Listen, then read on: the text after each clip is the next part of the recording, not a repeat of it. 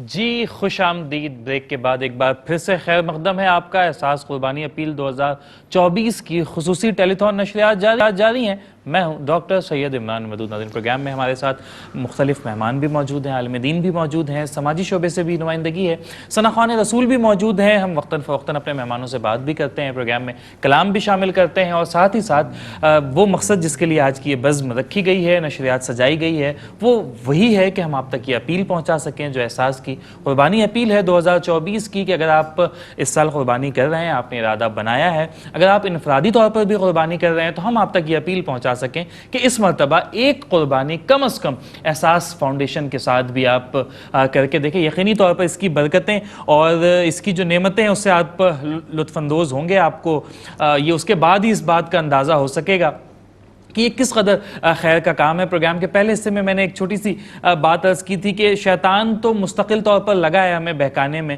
اور وہ اپنے طور پر مختلف ہیلے تراشتا ہے، بہانے بناتا ہے اور ہمیں بہکانے کی کوشش کرتا ہے۔ یہ ایک جنگ ہے، حق و باطل کا ایک معرکہ ہے جو ازل سے جاری ہے اور ابد تک یہ جاری رہے گا۔ اس معرکے میں ہمیں سرخرو ہونا ہے۔ تو میں یہ سمجھتا ہوں کہ میرے دل میں ویسے ایک خیال آتا ہے کہ اگر قربانی کے معاملے میں، چونکہ ایک ایسی عبادت ہے کہ جس میں لامحالہ آپ جو قربانی لے کر آ رہے ہیں وہ محلے دار آپ کے دیکھیں گے، دوست احباب دیکھیں گے، رشتہ دار دیکھیں گے، اگر آپ نہ بھی دکھائیں، کچھ لوگ تو تصویریں کھینچتے ہیں اور پھر سوشل میڈیا پہ اسے پوسٹ کرتے ہیں، اگر یہ کام نہ بھی کیا جائے تب بھی وہ جانور چونکہ محلے میں ہی آنا ہے تو لوگ دیکھتے ہیں، تو کہیں نہ کہیں شیطان یہ وسوسہ دل میں ڈالتا ہے، یہ خیال دل میں ڈالتا ہے، اور انسان اور ایسا ہوتا ہے کہ اگر محلے میں 10 جانور آئے ہیں اور اس کا جانور ان میں سب سے بہتر ہے تو اس کے دل میں یہ خوشگمانی درائے گی کہ یار یہ میرا جانور تو سب سے اچھا ہے، سارے لوگ میرے بارے میں بڑا اچھا سوچ رہے ہوں گے اور میری تعریفیں کر رہے ہوں گے، میری توصیفیں کر رہے ہوں گے کہ بھائی فلاں صاحب کا جانور تو بڑا اچھا ہے۔ تو اس خیال کو رد کرنے کے لیے ویسے اس کا ایک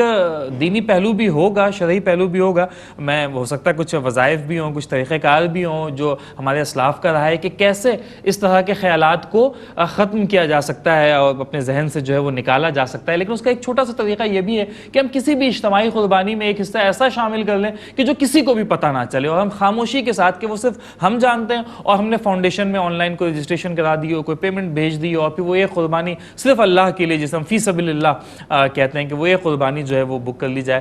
ہمارے نبی کریم صلی اللہ علیہ وآلہ وسلم کا بھی ایک طریقہ کار رہا ہے کہ وہ اپنی زندگی میں امت کے نام سے بھی قربانی کیا کرتے تھے۔ تو جہاں پر یہ ایک سنت ہے، یہ واجب ہے، ہم روانی میں کہتے ہیں کہ فرض کی ادائیگی، لیکن یہ شرعی اعتبار سے اور تکنیکی اعتبار سے دیکھا جائے تو سنت اور واجب کے زمرے میں ہی آتا ہے۔ تو یہاں اس سے بڑھ کر یہ ایک محبت کا تقاضا بھی ہے کہ نبی کریم جنہیں تو ہماری ضرورت نہیں ہے، ہمیں ان کی ضرورت ہے، ہم محتاج ہیں، وہ تو ہمارے محتاج نہیں ہیں، وہ اپنی زندگی میں امت کے نام سے قربانی کرتے رہیں۔ تو اب یہ ایک محبت کا تقاضا بھی بنتا ہے امت کے لیے کہ ہم بھی جہاں پر ہم اپنے نام سے کرتے ہیں، والدین کے نام سے کرتے ہیں، اللہ نے استطاعت دی ہو اگر ہمیں، تو ہم ایک قربانی نبی رحمت کے نام سے بھی جو ہے وہ کریں۔ یقینی طور پہ اس کا جو اجر ہوگا وہ ہمارے تصور سے، ہمارے خیال سے کہیں زیادہ ہوگا۔ تو چاہے ہم فی سبیل اللہ کریں، نبی رحمت کے نام سے کر لیں، ہم اپنے نام سے کریں، اپنے رشتہ داروں کے نام سے، اولاد بیوی بچوں کے نام سے، والدین کے نام سے، کسی کے بھی نام سے کریں، ایک قربانی اس مرتبہ آپ نے یہ نیت کرنی ہے، یہ ارادہ بنانا ہے کہ ایک قربانی اس مرتبہ انشاءاللہ فاؤنڈیشن کے ساتھ بھی آپ نے سر انجام دینی، اور یقینی طور پر اس کی برکتیں آپ محسوس کر پائیں گے۔ ہمارے اکاؤنٹ نمبرز اسکرین پر موجود ہیں، ہمارے انٹرنیشنل بینکنگ نمبرز اسکرین پر موجود ہیں۔ آپ دنیا بھر میں کہیں بھی موجود ہوں، کہیں سے بھی ہمیں دیکھ رہے ہوں، بہت آسان سا طریقہ ہے، آپ اپنی رقم ہم تک بھیج سکتے ہیں۔ رقم منتقلی کا کوئی بھی ذریعہ اختیار کرتے ہوئے آپ اپنی رقم ہم تک بھیج سکتے ہیں، آن لائن چیک کے ذریعے، بینک ڈپازٹ کے ذریعے، ویزا، ماسٹر، ڈیبٹ کارڈ کے ذریعے، کریڈٹ کارڈ کے ذریعے آپ اپنی رقم ہم تک بھیج سکتے ہیں۔ ویب سائٹ پہ جائیں گے، پورٹل سامنے دکھ جائے گا، بہت آسان سے طریقہ کار ہے، پورٹل پر کلک کریں، قربانی بک کریں، لوکیشن بک کریں، اماؤنٹ سلیکٹ کریں، موڈ آف پیمنٹ سلیکٹ کریں، رقم ہم تک بھیجے، اور آپ کو ساتھ ہی ساتھ ایک آن لائن ریسپٹ موصول ہو جائے گی کہ آپ کی پیمنٹ ریسیو ہو گئی اور آپ کی جانب سے یہ قربانی بک کر دی گئی۔ انشاءاللہ جب قربانی کا دن آئے گا تو آپ کی جانب سے یہ قربانی احساس سر انجام دے دے گا۔ قربانی کی یہ سہولت احساس اس وقت پاکستان میں، انڈیا میں، جموں کشمیر میں دے رہا ہے۔ پاکستان کے مختلف علاقے ہیں، بڑے شہروں میں تو ہے ہی، ساتھ ہی ساتھ دیہاتوں میں بھی اس کا انتظام کیا گیا۔ انٹیریئر سندھ میں، انٹیریئر پنجاب میں اس بات کا اہتمام کیا گیا، قربانی وہاں پر کی جا رہی ہے، جموں کشمیر میں کی جا رہی ہے، ہندوستان کے بہت سے علاقے ہیں، اتر پردیش میں قربانی کی جا رہی ہے، بہار میں قربانی کی جا رہی ہے، ویسٹ بنگال میں قربانی کی جا رہی ہے، اور اس کے علاوہ بھی دیگر علاقے ہیں۔ علاقوں کے حوالے سے تفصیلات جاننی ہو تو ہمارے ہاٹ لائن نمبرز موجود ہیں، اسٹوڈیوز کے نمبر موجود ہیں، مختلف شہروں میں، حتیٰ کہ مختلف ملکوں میں ہمارے آفیسز موجود ہیں۔ آپ چاہیں تو تشریف لائیں, بالمشافہ ہمارے نمائندوں سے ملاقات کریں اور جو آپ کے ذہن میں سوالات ہوں وہ پوچھیں. اسے کلیئر کرنے کے بعد جس بھی شعبے میں آپ کا دل کرے, گائے میں, بکری میں کوئی ایک حصہ لینا ہو, 2 حصے لینا ہو, آپ اپنی قربانی بک کر سکتے ہیں. انشاءاللہ وہ قربانی نہ صرف شرعی تقاضوں کو مد نظر رکھتے ہوئے کی جائے گی, اس کا گوشت بہت بہتر انداز میں تقسیم کیا جائے گا, دور دراز کے علاقوں میں تقسیم کیا جائے گا, پکا کر کھلایا جائے گا. پکانے میں اس بات کا دھیان رکھا جائے گا, خیال رکھا جائے گا کہ جس طرح ہم اپنے لیے کھانا پکاتے ہیں تو ہم کوشش کرتے ہیں کہ وہ کھانا لذیذ ہو, اچھے انداز میں پکایا جائے اور اس تہوار کو ہم سیلیبریٹ کریں. تو وہ پسماندہ اور پسا ہوا طبقہ جو اللہ تعالیٰ کی نعمتوں کو ان معنوں میں استعمال نہیں کر پاتا جن معنوں میں ہم اور آپ کرتے ہیں, انہیں بھی اس تہوار میں اسی طرح سے شامل کیا جائے. صرف گوشت دے کر جان نہ چھڑا لیں ہم ان سے, اور ہم انہیں جو ہے وہ کھانا پکا کر بھی اور خوبصورت انداز میں, بہترین انداز میں ہم انہیں اس تہوار میں بھی اپنے ساتھ شامل کریں. اس حوالے سے مزید تفصیلات بھی وقتاً فوقتاً ہم پہنچاتے رہیں گے. اسکرین پر فوٹیجز بھی چل رہی ہیں, آپ دیکھ رہے ہیں کہ کس طرح سے لوگوں تک یہ خوشیاں, بلکہ گوشت تو کیا, اسے ہم خوشیوں کا نام دے سکتے ہیں کہ ہمارے والنٹیئرز یہ خوشیاں لوگوں تک پہنچا رہے ہیں, بانٹ رہے ہیں. آپ ہی کے تعاون سے یہ کام ممکن ہو پاتا ہے, آئندہ بھی آپ ہی کے تعاون سے ممکن ہوتا رہے گا. اور پھر اس میں ایک بڑا اہم معاملہ چرم قربانی کا بھی ہے کہ جو اس کے بعد چرم قربانی سے وہ اوبویسلی وہ چرم قربانی جو بیچی جاتی ہے, اس سے جو رقم حاصل ہوتی ہے, اسے احساس اپنے مختلف پروجیکٹ میں شامل کرتا ہے. تو ایک جانب تو یہ قربانی کا ثواب بھی ہے, اصحار کا ثواب بھی ہے, صلہ رحمی کا ثواب بھی ہے کہ آپ کے دل میں یہ ارادہ ہے کہ بھئی میں قربانی کا سب گوشت تو مجھے ملنا نہیں ہے. یہ تو یقینی طور پہ میرے کسی ہم مذہب کے لیے جو پاکستان میں اور ہندوستان میں اور جموں کشمیر میں رہتے ہیں ان تک یہ گوشت پہنچ جائے گا. پھر جو چرم قربانی سے رقم حاصل ہوگی وہ احساس اپنے مختلف پروجیکٹس میں لگاتا ہے, چاہے وہ سادات کرام کی خدمت کا شعبہ ہو, چاہے مسجدوں کی تعمیر ہو, مساجد کی تعمیر ہو, پینے کے صاف پانی کی فراہمی ہو, ٹیوب ویلز لگائے جاتے ہیں, کنویں کھدوائے جاتے ہیں, طلبہ و طالبات کو وظائف دیے جاتے ہیں, کتابیں, یونیفارم, خواتین کی امپاورمنٹ کا معاملہ ہے, الغرض بے شمار شعبہ جات ہیں جو سال ہر سال آپریشنل رہتے ہیں. جو ملک میں مصائب آتے ہیں, چاہے پاکستان میں, پاکستان سے باہر بھی ہم نے حال ہی میں دیکھا کہ ترکیہ میں زلزلہ تھا, تو وہاں پر بھی احساس فاؤنڈیشن جو ہے وہ کام کرتا رہا. افغانستان میں مختلف اوقات کار میں احساس فاؤنڈیشن سرگرم عمل رہا ہے. پاکستان میں چاہے وہ زلزلے ہوں, بارشیں ہوں, سیلاب ہو یا دیگر کسی بھی طرح کی مشکلات ہوں جسے ہم قدرتی پریشانیاں مشکلات کہتے ہیں, ان میں احساس فاؤنڈیشن ہمیشہ آگے بڑھ چڑھ کر کوشش کرتا ہے. آپ سے ایک بار پھر اپیل کریں گے, مختلف پیکیجز موجود ہیں, ریٹ لسٹ پہ موجود ہے. گائے میں ایک حصہ کتنے کا ہے, بھیڑ کتنے کی ہے, بکرا کتنے کا ہے, پوری ایک گائے کرنا چاہتے ہیں, پاکستان میں کتنے کا ہے, انڈیا میں کتنے کا, تمام تفصیلات اسکرین پر موجود ہیں. میں متعدد بار بتا بھی چکا ہوں. اپیل آپ سے یہی ہے کہ آگے بڑھیں, احساس کا ساتھ دیں. اس حوالے سے مزید تفصیلات بھی آپ تک پہنچائیں گے. یہاں پر پروگرام کے حصے میں چاہوں گا کہ آغاز جو ہے وہ ایک نعت رسول مقبول صلی اللہ علیہ وآلہ وسلم سے یا منقبت سے جو حاشر صاحب ہمارے پڑھنا چاہیں اس سے آغاز کرتے ہیں پروگرام کے حصے کا, اور پھر گفتگو کے سلسلے کو جوڑیں گے. کیا پڑھ رہے ہیں, منقبت یا نعت رسول مقبول؟ جی, مدینے کے حوالے سے کلام ہے, بالکل ٹھیک ہے. میرے خیال نسبت ہوئی مدینے سے, میرے خیال کو نسبت ہوئی مدینے سے. مہک گلاب کی آنے لگی پسینے سے, میرے خیال کو نسبت ہوئی مدینے سے. نبی کی آل سے الفت نہیں تو مر جاؤ, نبی کی آل سے الفت نہیں تو مر جاؤ. تمہارا مرنا بھی بہتر ہے ایسے جینے سے, تمہارا مرنا بھی بہتر ہے ایسے جینے سے. میں ایک غلام کی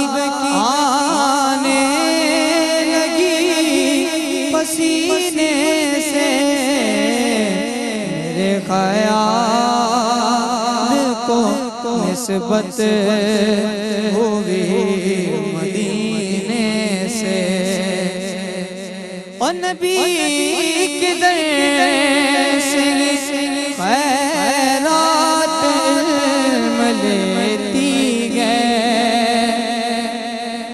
نبی کے در سے خیرات علم لیتی گئے، اور علم ملتا گیا مولا علی کے سینے سے، اور علم ملتا گیا مولا علی کے سینے سے۔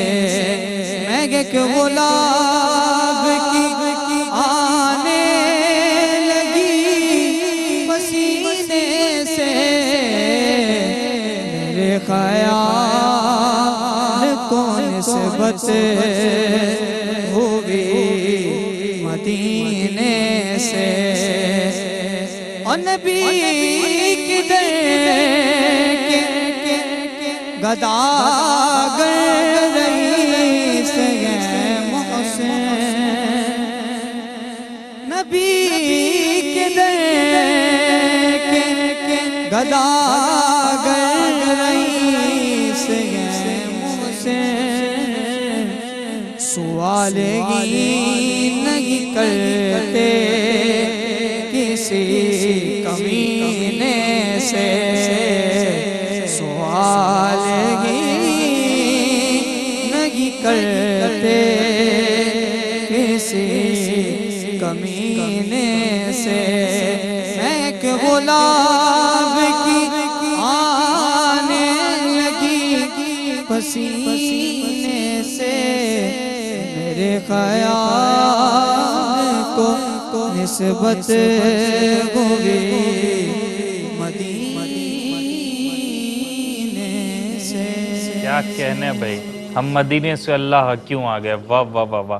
اس پار سے ایسا ہے اگر گنبد خضرا، اس پار سے ایسا ہے ادھر کیسا لگے گا، اور رکھ لوں جو امامے پہ نبی پاک کا نالین، شاہوں کے مقابل میرا سر کیسا لگے گا۔ علامہ صاحب بریک میں ہم بات کر رہے تھے اس حوالے سے، آپ نے کہا تھا کہ وہ آپ کچھ کہنا چاہتے ہیں کہ جو ہم گفتگو کر رہے تھے کہ اگر چھپا کے دو تو یہ تب بھی بہتر ہے، اور بتا کر دو یہ تب بھی بہتر ہے، اور وہ ساتھ میں جو دوسری چیز آپ پس کر رہے تھے وہ الرحمن الرحیم۔ اچھا، وہ مدینہ شریف بات آئی ہے تو مدینہ کی محبت میں کلام بھی پڑھا ہے جی جی، اور اس کے بعد اس کو 4 چاند آپ نے بھی لگا دیے ہیں 2 جملے کہہ کر۔ جزاک اللہ۔ تو اصل میں بات یہ ہے کہ ہم نے اپنے جملوں کو مزین کیا ہے حضور کی نعت کر کے۔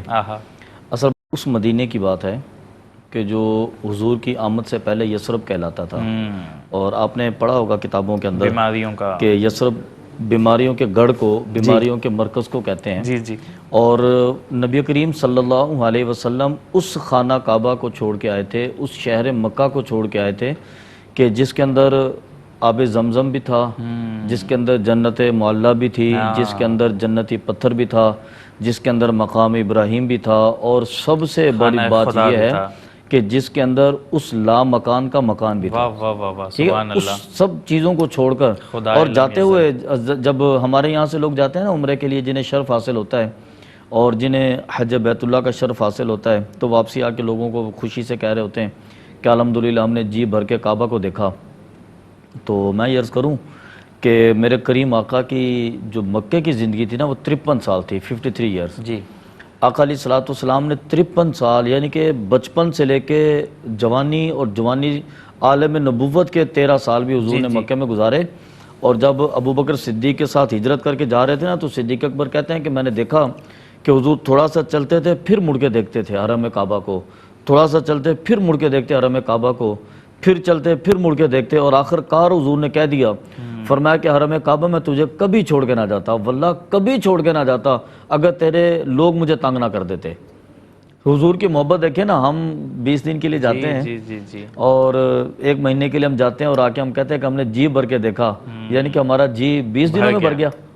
میرے حضور نے 53 سال خانہ کعبہ کو دیکھا، 53 سال، یہ ایک چھوٹی سی بات نہیں ہے۔ سے لے کر ٹھیک ہے نا. تو حضور فرماتے ہیں کہ میں کبھی تجھے چھوڑ کے نہ جاتا واللہ اگر تیرے شہر کے لوگ مجھے تنگ نہ کر. اور اس کعبے کی فضیلت کہ نبی کریم صلی اللہ علیہ وسلم نے جس کے لیے یہ ارشاد فرمایا.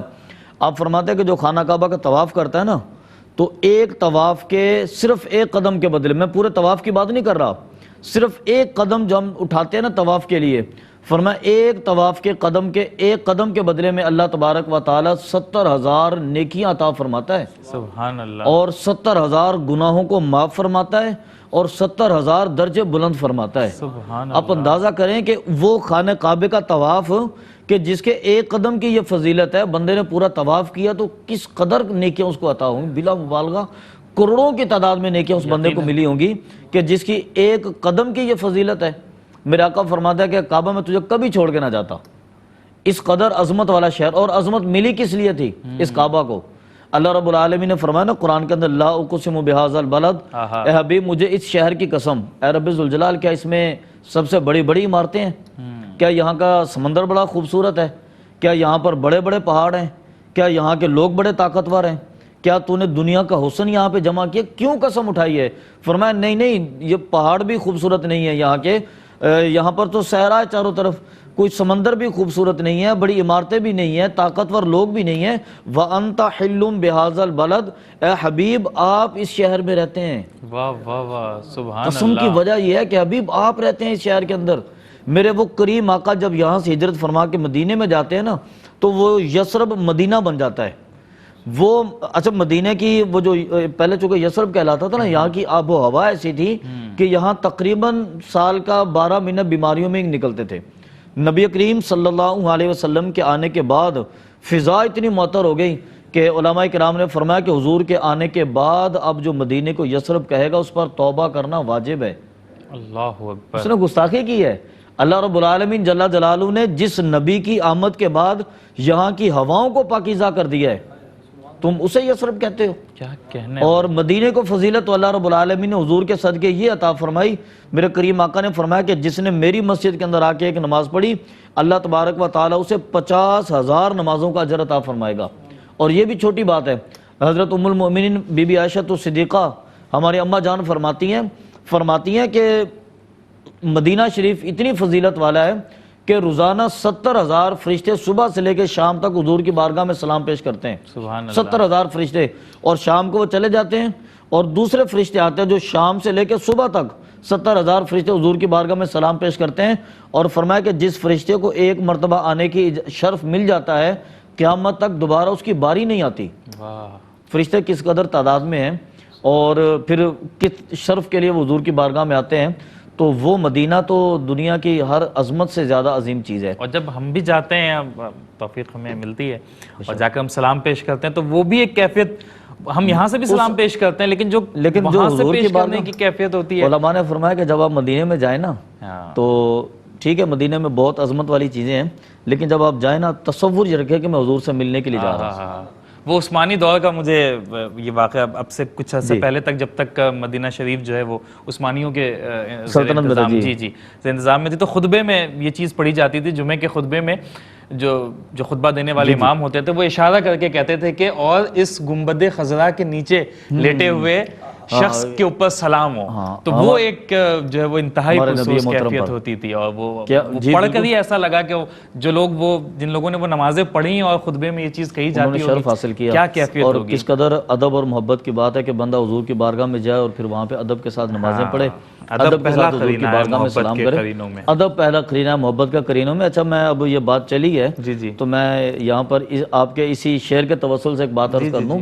ہمارے ہاں لوگ اگرچہ یہ عمل ہوتا محبت کی وجہ سے ہے لیکن میں اس کو ذرا تھوڑا سا گستاخی یوں سمجھتا ہوں کہ ہمارے ہاں جاتے ہیں نا لوگ تو جالیوں سے اندر جھانکنے کی کوشش کرتے ہیں. جی تو آپ کو خبر ہے کہ سنگین بے ادبی ہاں آپ کو خبر ہے کہ آقا علیہ الصلوۃ والسلام کا جو مزار اقدس ہے اس کے اور جالیوں کے درمیان میں ایک سیل پیک دیوار ہے, یہاں سے آگے کچھ نظر نہیں آتا.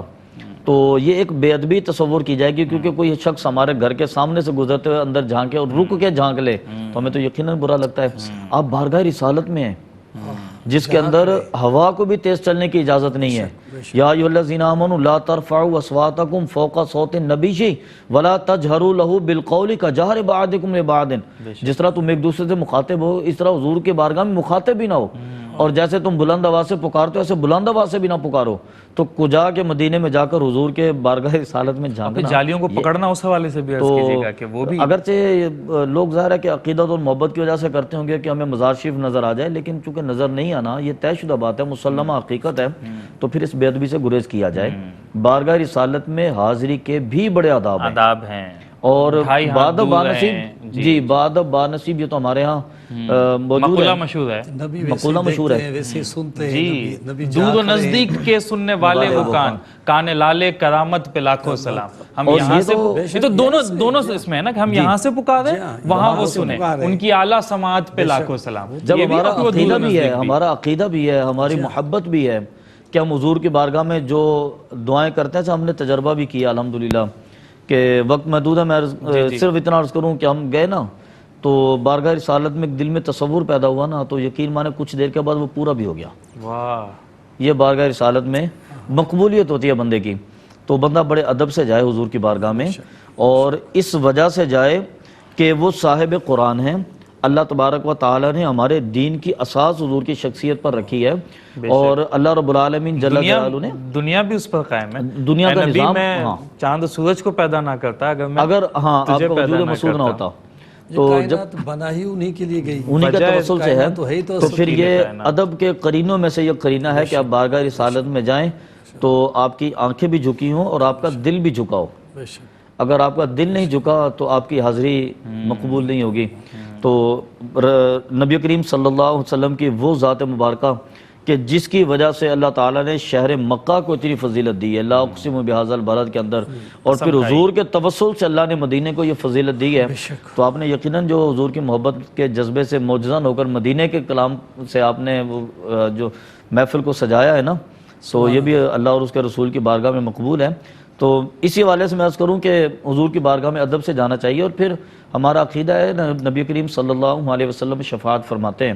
آقا علیہ الصلوۃ والسلام نے ایک حدیث مبارکہ ہے، آپ نے فرمایا کہ میں امید کرتا ہوں کہ اللہ رب العالمین کل بروز قیامت میں پہلا شخص ہوں گا جسے شفاعت کی اجازت عطا فرمائے گا۔ سبحان اللہ۔ تو قرآن پاک میں اللہ رب العالمین نے فرمایا فَهَلْ لَنَا مِن شُفَعَاءَ فَيَشْفَعُوا لَنَا أَوْ نُرَدُّ فَنَعْمَلَ غَيْرَ الَّذِي كُنَّا نَعْمَلُ، کہ جب لوگ اللہ رب العالمین کی بارگاہ میں جائیں گے نا میدان حشر کے اندر، تو وہاں پر اب لوگ کہیں گے کہ ہے کوئی شفاعت کرنے والا جو آج میری شفاعت کرے؟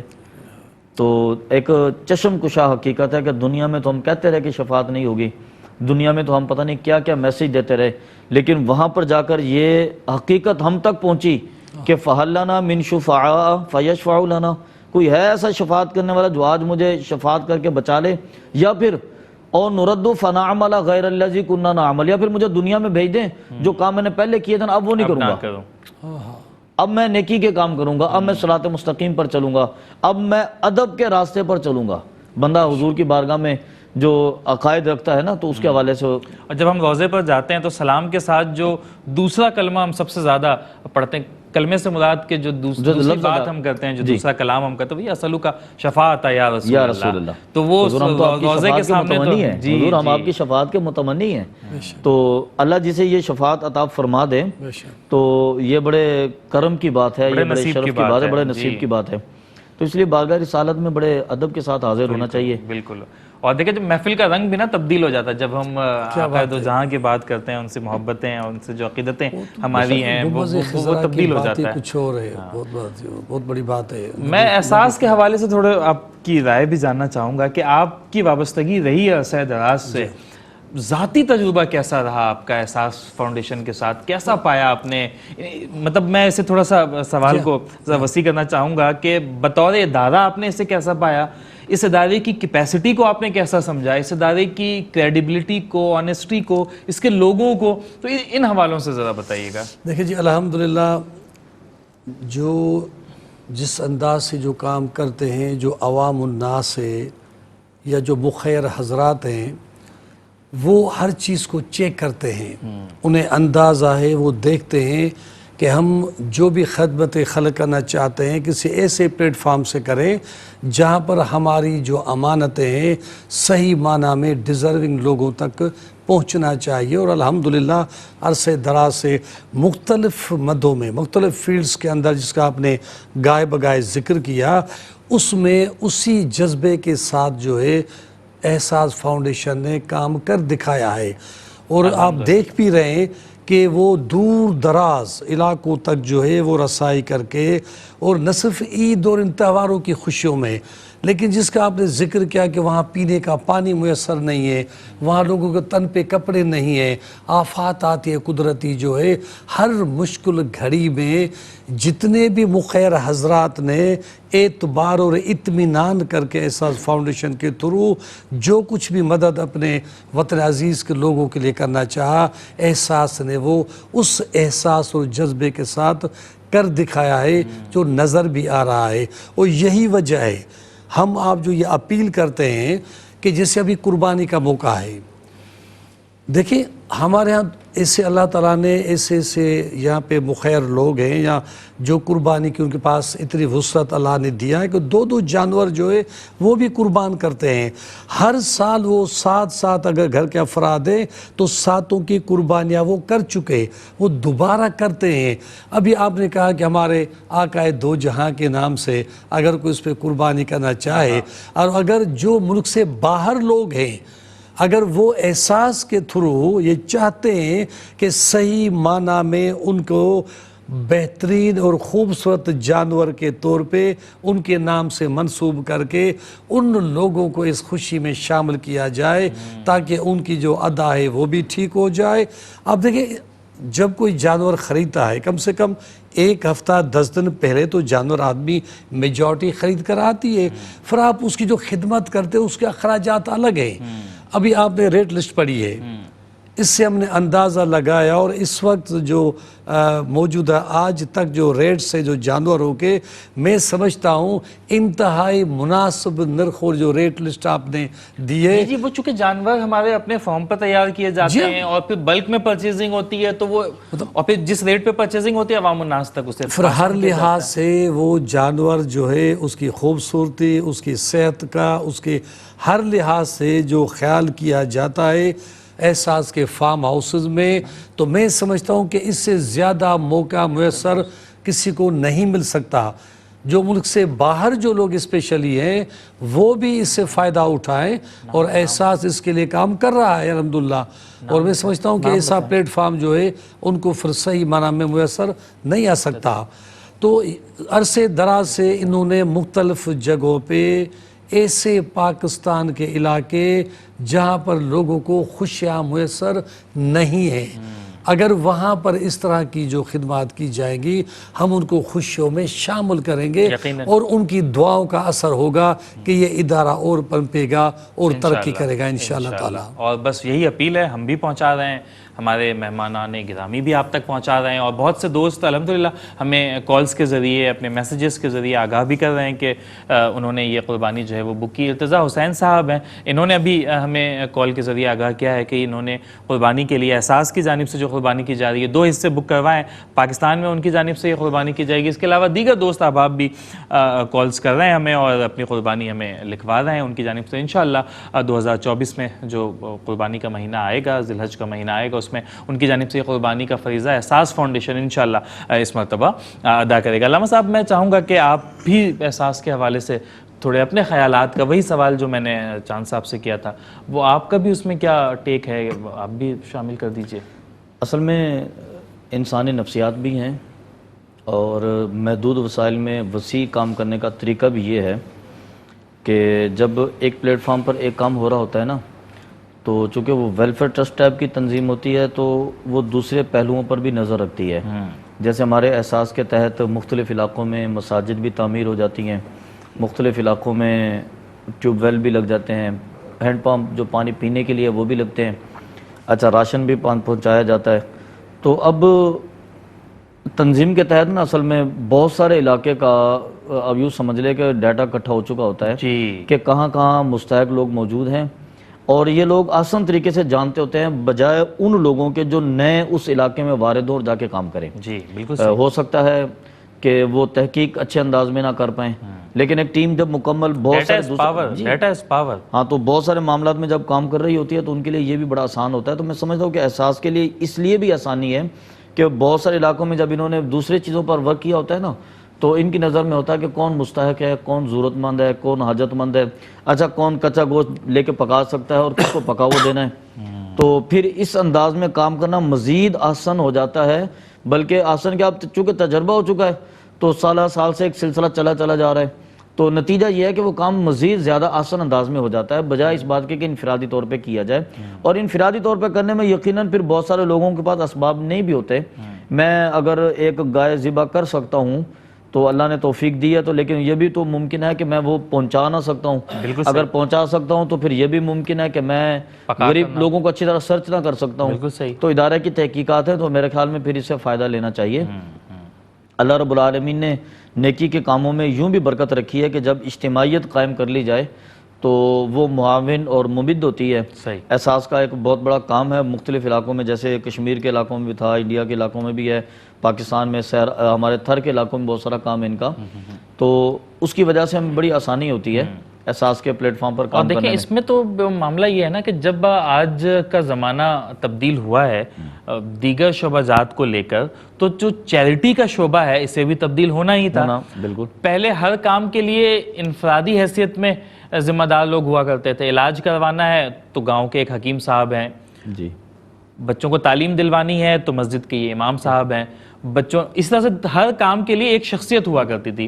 آج ہر کام کے لیے ادارے وجود میں آ چکے ہیں. علاج کے لیے ہسپتال ہے، تعلیم کے لیے مدارس ہیں، اسکول ہیں، کالجز ہیں، یونیورسٹیز ہیں، اور اسی طرح سے پولیس کا محکمہ ہے اور وہ تمام محکمے جو ہے وہ آ چکے ہیں، بس سیکورٹی ادارے بھی ہیں. تو بالکل اسی طرح سے جو چیریٹی کا کام ہے وہ بھی اب اس بات کا متقاضی ہے کہ اس کے لیے ادارے وجود میں آئیں جو کہ آ چکے ہیں، اور اداروں کے جو لوگ ہیں وہ کام کر رہے ہیں جو کہ چونکہ اس میں اب اس کی تعلیم بھی ہو رہی ہے. سوشل سائنسز میں لوگ ماسٹرز کر رہے ہیں، سوشیولوجی میں ماسٹرز کر رہے ہیں، وہ پھر پڑھ کر آتے ہیں، پھر انہیں اس چیز کا ادراک ہوتا ہے کام کرنا کیسے، پیسوں کی وہ ترتیب کس طرح سے رکھنی ہے، اسے جو ہے وہ کس طرح سے خرچ کرنا ہے، کتنے پیسے جمع رکھنے ہیں، انڈورمنٹ فنڈ میں جو ہے وہ کتنے پیسے ڈالنے ہیں. تو یہ پورا ایک طریقہ کار ہے. تو آپ نہیں سمجھتے کہ یہ زیادہ اچھا ہے کہ اب وہ والا معاملہ چلے؟ انفرادی طور پہ تو ہم کرتے ہیں کہ فلاں شخص ہمیں پتہ ہے محلے میں رشتہ داروں میں اس کو تو ہم کریں کچھ حصہ، لیکن اب کچھ حصے ہم نے یہ اداروں کے ساتھ بھی کرنا ہے. اداروں کے ساتھ بھی میں اس لیے عرض کر رہا ہوں نا کہ چونکہ اداروں کی ایک تحقیق ہو چکی ہوتی ہے، ٹیم ورک اس کا موجود ہوتا ہے، تو اس ٹیم ورک سے پھر ہمیں بھی فائدہ لے لینا چاہیے تاکہ وہ آسان انداز میں وہ خدمت بھی ہو جائے. اور پھر وہ بات ہے کہ صدقہ اس انداز میں پیش کریں کہ دائیں ہاتھ سے دے تو بائیں کو خبر نہ ہو. وہ درحقیقت خفیہ کی طرف اشارہ ہے نا. اگر ہم محلے میں کسی سے کریں گے تو ممکن ہے کہ دل میں ایک تصور پیدا ہو کہ وہ میرا ممنون رہے، وہ مشکور رہے میرا. تو اچھا اگر نہیں بھی ہے تو لیکن بعد میں اگر کسی معاملے میں کوئی ہو گیا تو ہم کہتے ہیں کہ دیکھیں میں اس کے ساتھ یہ احسان کیا تھا، اس نے اس کا یہ بدلہ نہیں دیا. تو کبھی 6 مہینے بعد بھی تصور آ جاتا ہے. تو جب ہم ایک ٹرسٹ کے ذریعے ایک ادارے کے ذریعے یہ کام کر رہے ہوتے ہیں تو اس کے اندر اس تصور کو تو بالکل ہی سمجھ لیں کہ ختم کر دیا. بالکل صحیح. کہ نہ دینے والے کو خبر نہ لینے والے کو خبر، درمیان میں ایک ادارہ بھی دونوں طرف سے اپنی حیثیت سے کام کر رہا ہے، کسی کی ذاتی پہچان اس کے اندر موجود نہیں ہے. تو میرے خیال میں یہ بہترین. ایون ادارے کے لوگ بھی نہیں جانتے کہ جو دینے جا رہا ہے وہ کون ہے، کون سا والنٹیئر ہوگا جو جا کر ڈور اسٹیپ تک یہ راشن پہنچا کر آ رہا ہے یا بیماریوں کے. اچھا اس میں ایک معاملہ یہ بھی ہے کہ جو چیریٹی کا معاملہ ہے، ہم کسی جاننے والے کو دے دیں تب تو دل میں خیال آ سکتا ہے کہ یہ ہمارا ممنون ہوگا، مشکور ہوگا. لیکن جب ہم کسی انجانے کو دیتے ہیں تو یہ خیال نہیں آتا. لیکن اس میں ایک پہلو اور بھی ہے، انسان کے اپنے دل میں ایک تفاخر پیدا ہو سکتا ہے کہ یار میری یہ حیثیت ہے کہ میں ڈونیٹ کر سکتا ہوں، مجھے ضرورت نہیں ہوتی بلکہ میں تو لوگوں کو بانٹتا ہوں، میرے پاس اتنا ہے. تو اننون کو دینے میں بھی یہ خیال تو آ سکتا ہے، شیطان ایسے بھی بہکا سکتا ہے. تو اس میں انسان کی کیا اسٹریٹجی ہونی چاہیے؟ اسے خود شکر گزار ہونا چاہیے کہ اللہ نے مجھے اس میں ان لوگوں میں شامل رکھا ہے جو دے سکتے ہیں، جن کی کیپیسٹی ہے. میں اس میں یہ عرض کروں کہ یہ تفاخر تو اچھا ہے. اچھا یہ فخر بڑا اچھا ہے. نبی کریم صلی اللہ علیہ وسلم نے جیسا کہ ارشاد فرمایا نا کہ جب تم نے دنیا کا مقابلہ کرنا ہو تو اپنے سے کمتر لوگوں کو دیکھو، اور جب دین کا مقابلہ کرنا ہو تو اپنے سے اعلیٰ لوگوں کو دیکھو. تو گویا کہ مقابلہ تو ہے بہرحال. بالکل ٹھیک. تو اس لیے اگر اس انداز میں فخر پیدا ہو گیا کہ الحمدللہ جو اللہ تعالیٰ نے مجھے دولت عطا کی تھی وہ پھر میں نے اپنے اللہ کے راستے میں خرچ کی ہے، تو یہ فخر بڑا کمال کا ہے، صحیح، خوشی ہے، یہ تمانیت ہے، فخر سے تمانیت ہے جی، کیونکہ آقا علیہ السلام کی روایت ہے، فرمایا انما الاعمال بالنیات کہ انسان کے عمل کا دار و مدار اس کی نیت پر ہوتا ہے، وہ نیت ہماری چونکہ مستحسن تھی، یہاں پر نیت ہماری نیک تھی، تو یقیناً یہ عمل بھی بڑا اچھا ہے، اور ہونا چاہیے کہ بندہ خوشی محسوس کرنے کے لیے نیکیوں کو گن سکے، برائیاں گن گن کر فخر ہمارے ہاں کیا جاتا ہے معاشرے کے اندر، یہ ایک رواج ہے جو بہت برا پڑا ہے کہ ہم دوستوں میں بیٹھتے ہیں نا تو بڑے فخر سے کہتے ہیں کہ اچھا پھر اس میں معاذ اللہ ہم الفاظ بھی شکر کے ادا کرتے ہیں، تو قرآن و حدیث سے الحمدللہ میری اتنی پاور ہے کہ میں نے گاڑی اس کے دروازے کے سامنے کھڑی کی، پوری رات کھڑی رہی، اس بندے کے اندر مجال نہیں تھی کہ میرا دروازہ کھڑکا کے کہہ دیتا۔ ایک تو ہم نے معاذ اللہ ثم معاذ اللہ ظلم کیا، اور پھر اس کو ہم نے اجاگر بھی الحمدللہ کے الفاظ کے ساتھ کیا، تو ایسا نہیں ہونا چاہیے، یہ ظلم ہے۔ اگر ہم تھوڑی سی طاقت رکھنے کی وجہ سے دنیا میں اتنے پاورفل ہے کہ وہ نہیں پوچھ سکتا، تو اللہ رب العالمین کو کل بروز قیامت ہمیں جواب دینا ہے، تو اس لیے تفاخر کے لیے، اطمینان کے لیے، اپنے جذبات کو ابھارنے کے لیے برائیاں نہیں ہونی چاہیے، اچھائیاں ہونی چاہیے۔ اللہ کا فضل ہے میں وہ آدمی ہوں کہ آج میں نے 5 نمازیں ادا کی ہیں، اللہ کا فضل ہے میں وہ آدمی ہوں کہ آج میں نے غریبوں میں راشن بھی تقسیم کیا، اللہ کا فضل ہے میں وہ آدمی ہوں کہ آج میں نے صلہ رحمی بھی کی، اللہ کا فضل ہے میں وہ آدمی ہوں کہ آج میں نے والدین کے حقوق بھی ادا کی۔ یہ چیزیں اچھی ہیں۔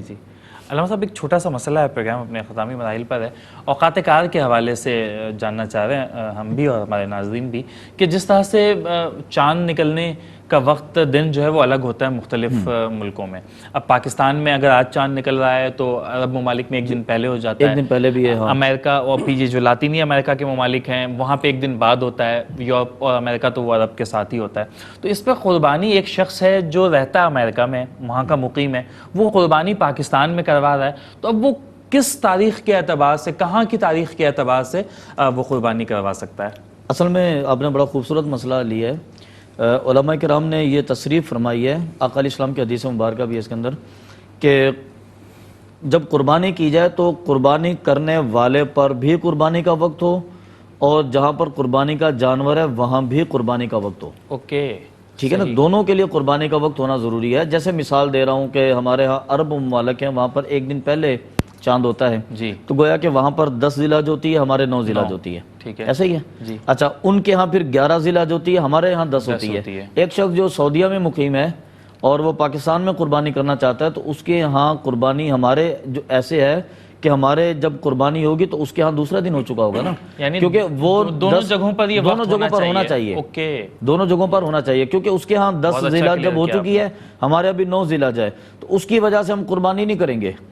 تو گویا کہ جو سعودیہ میں مقیم ہے نا، وہ پاکستان میں جب قربانی کرے گا اس کے لیے قربانی کے 2 دن بچیں گے، 3 دن نہیں ہوں گے، ہمارے لیے 3 دن ہے، اس کے لیے 2 دن ہے، صحیح، کیونکہ ایک دن اس کا پہلے گزر گیا جا چکا ہے، اور عید کا تیسرا دن جو ہمارے پاس ہے تو وہاں پہ جا چکا ہوگا، تو گویا کہ اس کا عید کے 2 دن ہوں گے۔ تو قربانی کرنے کے لیے ضروری ہے کہ اس بندے پر بھی قربانی کا وقت ہو اور جانور پر بھی قربانی کا۔ وکیل بنانا ہوتا ہے، یہ بھی ایک وکیل بنانے کی جو اصطلاح ہے نا، اگر اس کو آپ کو وکیل بنا دے تو یہاں پہ قربانی کی جائے گی، تو پھر وہ وکیل یعنی کہ وہ جو ہے وہ قربانی کے تملیک رکھے گا، اور اگر وقت وکیل جہاں پر موجود ہے وہاں پر قربانی کا وقت ہے تو پھر وہ قربانی 3 دن کر سکتا ہے، پھر 2 دن کی قید نہیں ہے۔ بالکل ٹھیک ہے چاند صاحب، پروگرام اپنے اختتامی مراحل پہ میں چاہوں گا کہ ایک اپیل آپ کی جانب سے بھی ناظرین کے لیے ہو کہ احساس کی جانب سے جو قربانی کی یہ سہولت پاکستان، انڈیا اور جموں کشمیر میں دی جا رہی ہے، اس میں اپنے طور پہ کچھ نہ کچھ حصہ شامل ضرور کرنا ہے، چونکہ جہاں پہ قربانی سنت اور واجب ہے وہیں پر یہ اس وقت ضرورت بھی ہے لوگوں کی کہ انہیں وہ نعمتیں میسر آ سکیں جو ہم اور آپ استعمال کرتے ہیں۔ یہ صلہ رحمی بھی ہے، یہ محبت بھی ہے،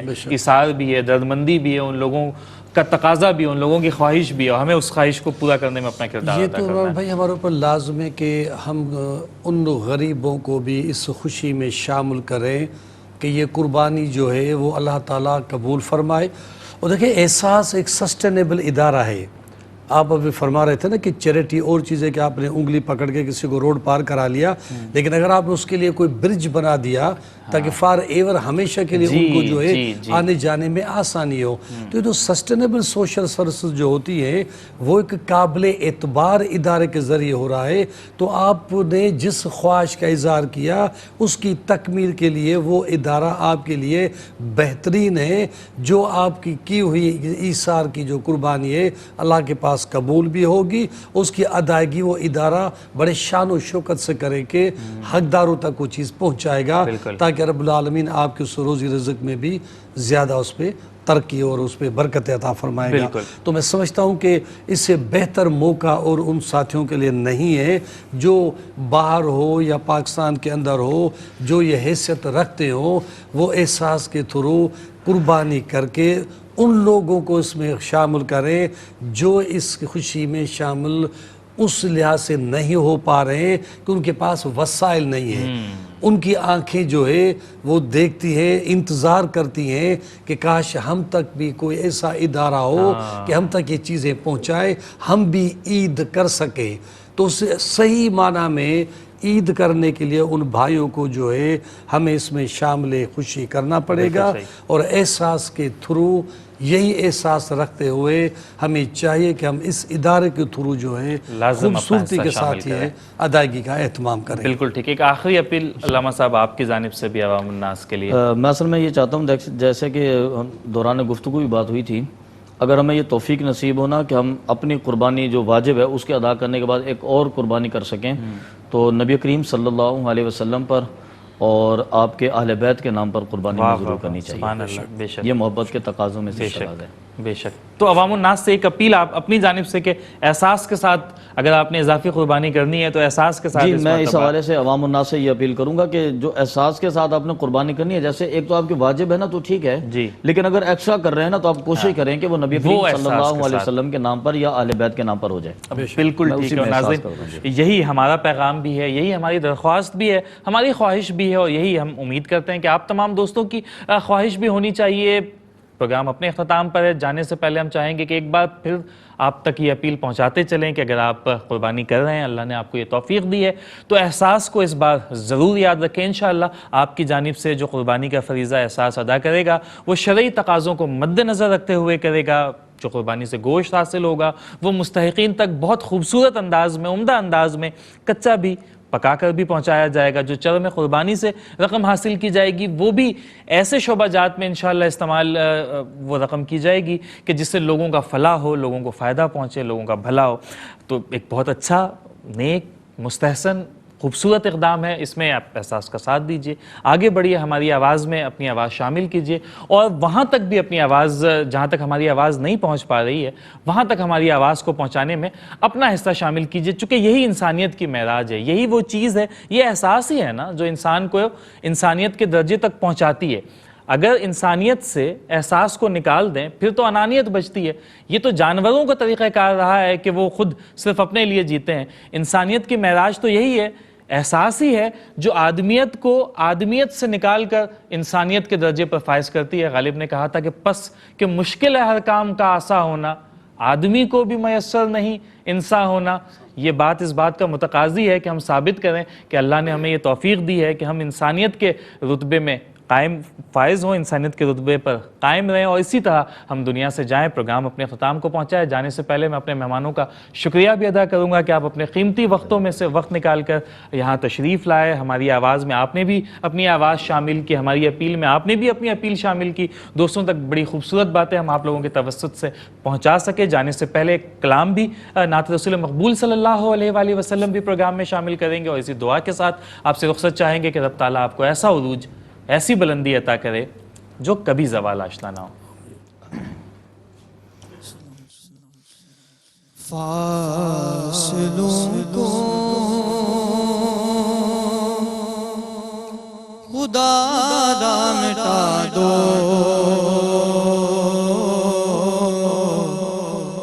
جالیوں پر نگاہ جمی ہے، جالیوں پر نگاہیں جمی ہے رخ سے پردہ اب اپنے ہٹا دو اپنا جلوہ اسی میں دکھا دو جالیوں پر نگاہیں جمی ہیں غوث اعظم ہو غوث الورا ہو غوث اعظم ہو غوث الورا ہو نور گو نور صلی علی ہو کیا بیان آپ کا مرتبہ ہو دستگیر اور مشکل کشا ہو آج دیدار اپنا کرا دو آج دیدار اپنا کرا دو جالیوں پر نگاہیں جمی ہیں اور وجد میں آئے گا سارا عالم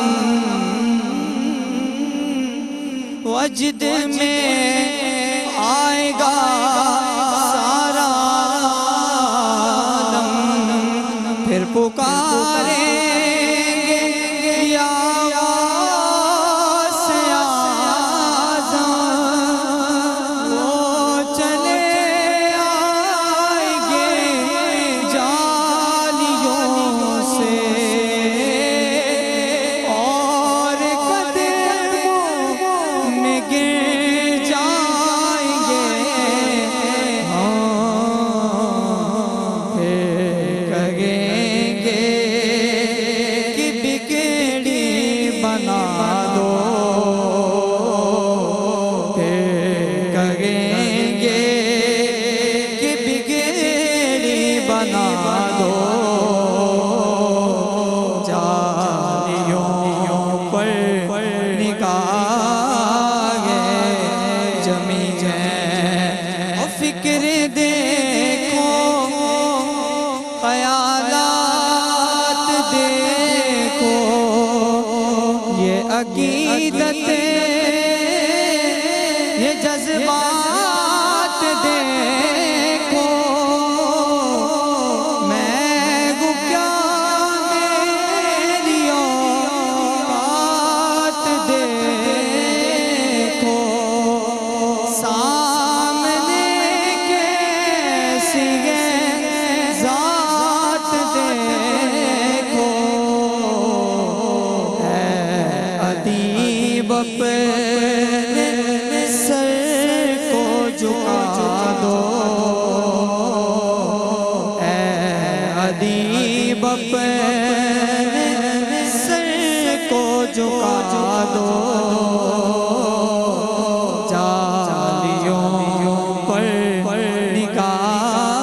نگاہیں جمی ہیں رخ سے پردہ اب اپنے ہٹا دو اپنا جلوہ اسی میں دکھا دو